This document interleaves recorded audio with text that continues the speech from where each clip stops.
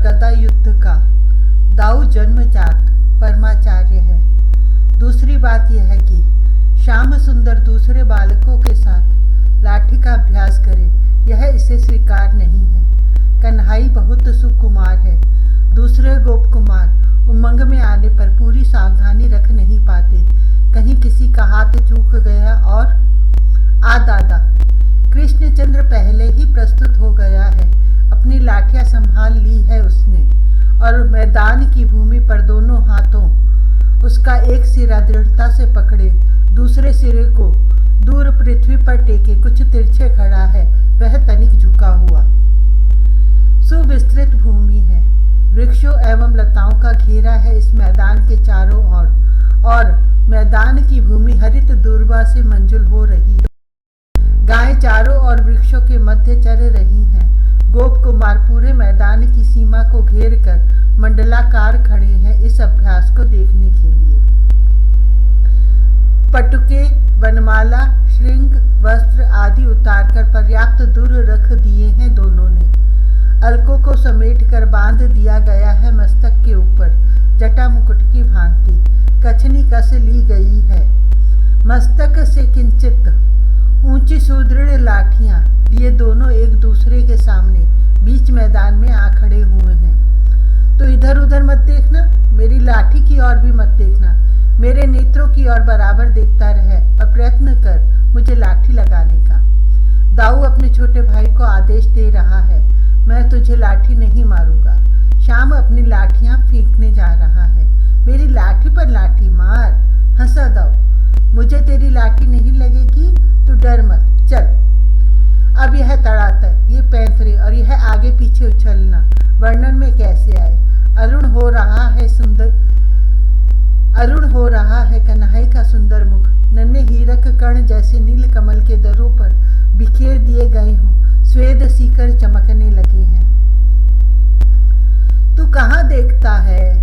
श्याम बीच में चाहता है सखाओं की ओर देख लेना, कितनी सुंदर लाठी चलाता है वह, किंतु दाऊ तत्काल सावधान करता है उसे। तू थक गया, रहने दे अब। कृष्णचंद्र की कोमल भुजाएं कब तक वह श्रम सह सकती हैं? मैं थका नहीं हूँ, ले रोक दादा। लेकिन यह मानता नहीं, बड़े उत्साह से उछल रहा है, चल रहा है इसका अभ्यास। दादा कहाँ है? दादा दादा दादा।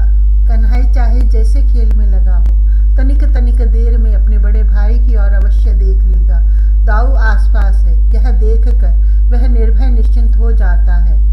उसका दादा पास है, फिर उसे क्या चिंता। किंतु इस बार उसे दादा दिखा नहीं और भूल गया श्याम खेलना।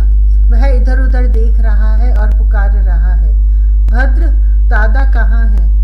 श्याम सुंदर ऐसे ढूंढ रहा है जैसे बड़ी भारी भीड़ में माता या पिता से पृथक हुआ बालक व्याकुल होकर, कातर होकर उन्हें इधर उधर देखता है। अभी तो यही था।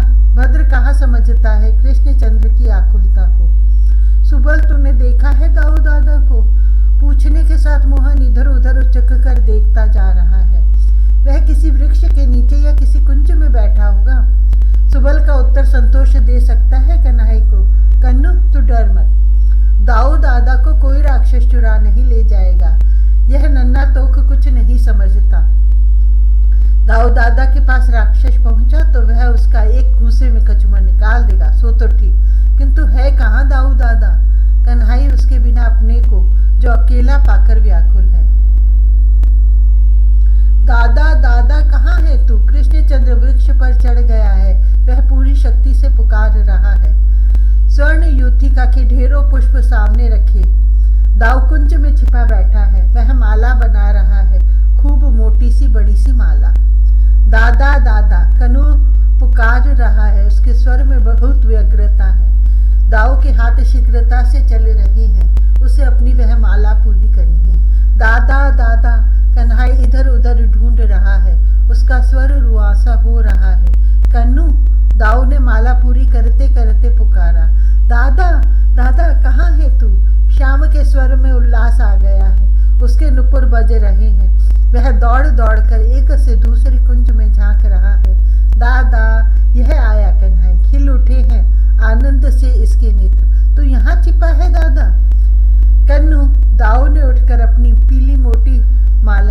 भाई के गले में डाल दी। यह शाम दोनों हाथों में माला को वक्ष से कुछ उठाकर देख रहा है। कितनी सुंदर है यह माला, नाच रहा है आनंद से यह। फिसलन, कनु तू मेरे पीछे बैठ, दाऊ ठीक तो कहता है, वहां से फिसलने पर जो आगे होगा उसी के ऊपर तो पीछे वाला पीछे लुढ़केगा। नहीं दादा, मैं आगे चलूंगा। कन्हई पीछे नहीं रहना चाहता, वैसे सदा वह अपने अग्रज के पीछे चलता है, किंतु आज आगे चलने की धुन है उसे। अच्छा आ चल तू। दाऊ चाहता है कि उसका सुकुमार छोटा भाई पहले फिसलकर बढ़ जाए, जब वह नीचे उठकर खड़ा हो जाए तब दूसरे चले, कोई उसके ऊपर ही न लुढ़क पड़े। वर्षा हुई है, वृक्ष एवं लताओं के पत्तों से बूंदें टपक रही हैं। पृथ्वी अभी भीग रही है और भीग रहा है पुलिन। बड़ी ऊंची तिरछी चिकनी शिला है और उसके नीचे सुकोमल रेत है भीगी हुई। शिला भीगकर और भी चिकनी हो गई है। उसका दूसरा ऊंचा सिरा एक टीले पर है, जिस पर सरलता से बालक चढ़ सकते हैं। खूब चौड़ी है शिला। 3-4 एक साथ उस पर फिसले तो भी उनके मध्य में और इधर उधर बहुत स्थान बचा रहेगा। हाँ, ये 10-12 साथ चल पड़ते हैं। धक्कम धक्का करना ही तो इन बालकों का आनंद है। गाय चरने में लग नहीं पा रही हैं। एक तो ये तृप्त हो गई हैं, दूसरे घास बहुत भीगी है अभी। वे सब खड़ी खड़ी पागुर कर रही हैं। कुछ बछड़ियां कान पूंछ उठाकर कूद रही हैं इधर से उधर। बालकों ने पटुके, मालाएं, श्रृंग, वेत्र, छीके आदि इधर उधर डालियों पर, भूमि पर, शिलाओं पर धर दिए हैं। केवल कचनी है कटी में। बड़े उत्साह से दौड़कर एक दूसरे को ठेलते हुए टीले पर चढ़ते हैं और फिसलते हैं शिला पर से। नीचे एक दूसरे के ऊपर लदबद गिरते हैं, हंसते हैं खुलकर, रेत में लोट-पोट होते हैं और फिर हंसते चिल्लाते टीले पर दौड़ते चढ़ जाते हैं। अब भला इनमें आगे पीछे का क्रम कैसे रह सकता है। गीली रेत से सनी कचनी सर्वांग में रेत लगी है और अलकों तक में भर गई है। दोनों हाथ उठाकर कन्हई फिसल रहा है शिला से। बड़ा प्रसन्न है वह। बगल में सरकते सखाओं को जानबूझकर हाथ से देह से धक्का देता जा रहा है। दादा आ तू। शिला से सटकर रेत पर घुटनों के बल हो गया है श्याम। यह चाहता है कि दाऊ इसकी पीठ पर से लुढ़के। तू हट। दाऊ छोटे भाई को बचाना चाहता है। तू आ। अब इसका आग्रह कैसे टाला जाए। दाऊ फिसलता आया और लुढ़क गया छोटे भाई की पीठ पर से रेत में, किंतु यह कन्नू उसे झट से पकड़कर पकड़े ही पकड़े लोटपोट हो गया है और अब हंस रहा है, ताली बजा रहा है अपनी कुशलता पर। चल चल दादा। बड़े भाई का हाथ पकड़कर यह फिसलने जाना चाहता है बड़े उत्साह से। तुझे चोट तो नहीं लगी? किंतु दाऊ के प्रश्न का उत्तर देने का अवकाश किसे है। श्याम उसे हाथ पकड़े लिए जा रहा है फिर ऊपर। अब क्या हो? दादा दादा देख, मैं कितने अच्छे जामुन ले आया हूँ। श्याम सुंदर दौड़ता आ रहा है।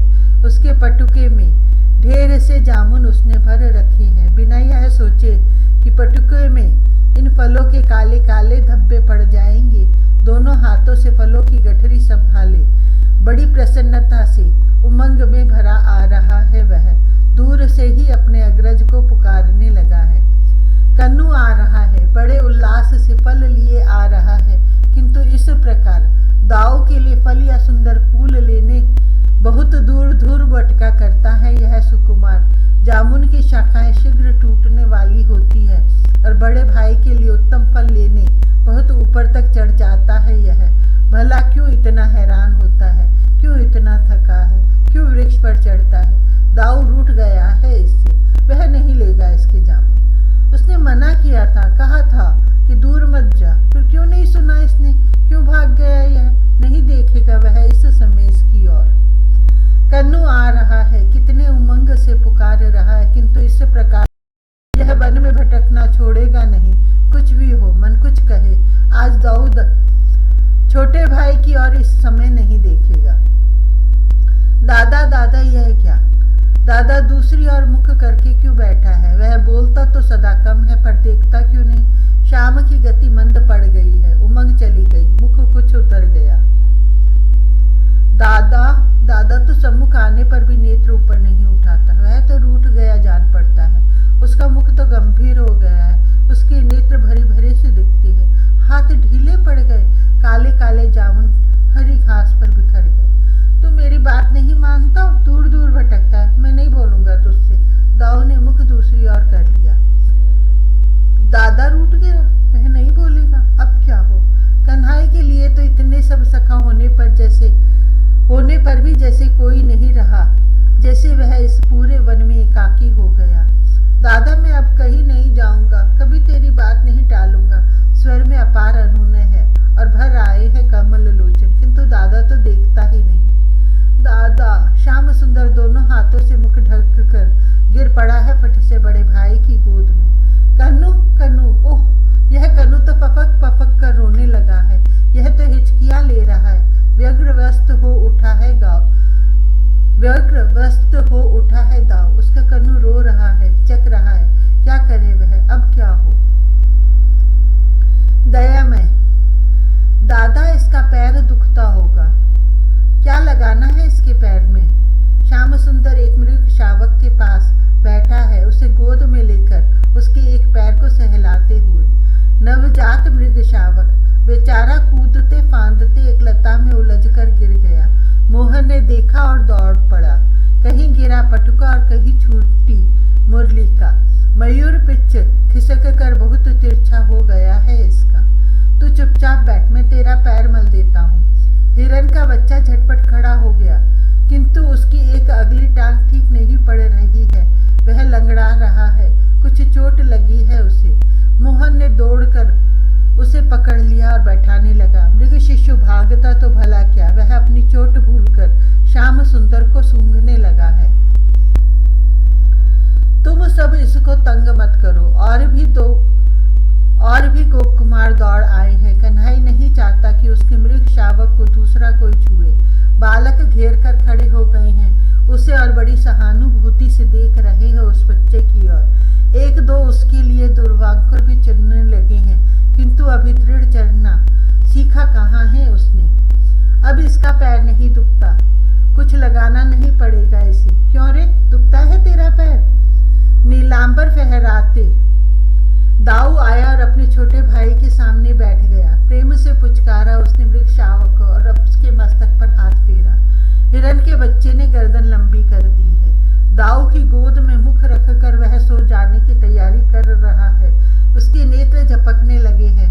कन्हई ने उसके पैर को सहला रहा है। अब कहीं दर्द रह सकता है पैर में। इस भोले बच्चे को इसकी चिंता नहीं है कि गोपालकों की एक पूरी भीड़ उसे घेरे है। श्याम सुंदर की गोद में सटा है उसका पीठ का भाग और दाऊ की गोद में है सिर इसका। इतना उत्तम स्थान, इतना श्रेष्ठ उपधन तकिया कहाँ मिल सकता है। सोने के लिए भूमि पर अपने चारों पैर फैलाकर कड़े करके अंगड़ाई ली उसने और शिथिल देह हो सोने लगा। श्याम पुचकारता जा रहा है, हाथ फेरता जा रहा है उसके देह पर।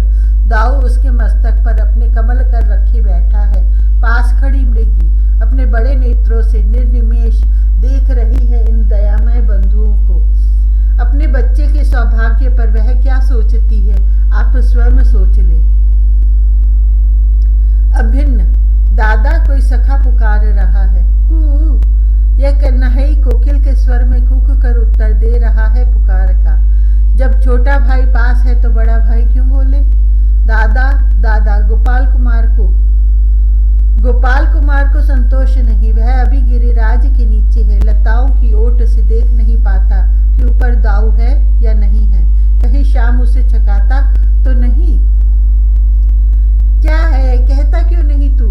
कृष्णचंद्र ने इस बार स्पष्ट पूछा, भला ऐसा क्या काम हो सकता है जिसके लिए श्याम के रहते दाऊ को कुछ करना पड़े।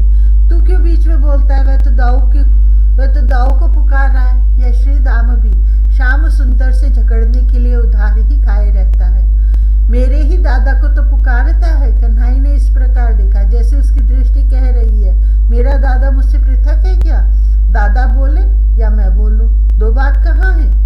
दादा देख मैं कितना सुंदर फल लाया हूँ। कन्नू तू ले अपना फल, यह तो मंडली भद्र आम ले आया है। दाऊ के लिए पृथक और श्याम के लिए पृथक फल लाया है। यह दाऊ के हाथ में लाकर देगा यह, पर कन्हई को थोड़ी दूर से झेल लेने के लिए फल उछाल दिया इसने।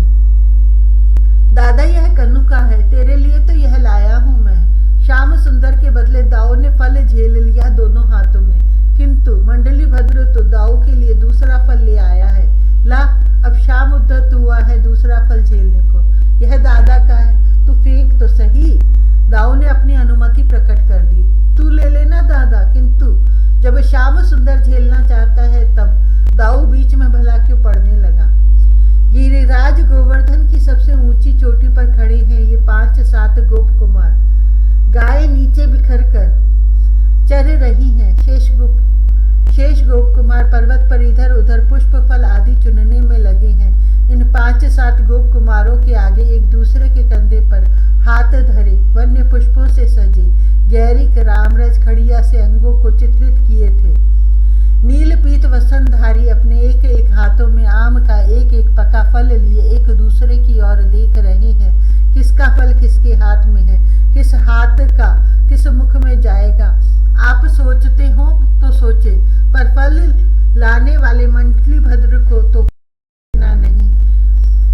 ये दो हैं कहाँ कि इनका भाग कोई पृथक पृथक करेगा।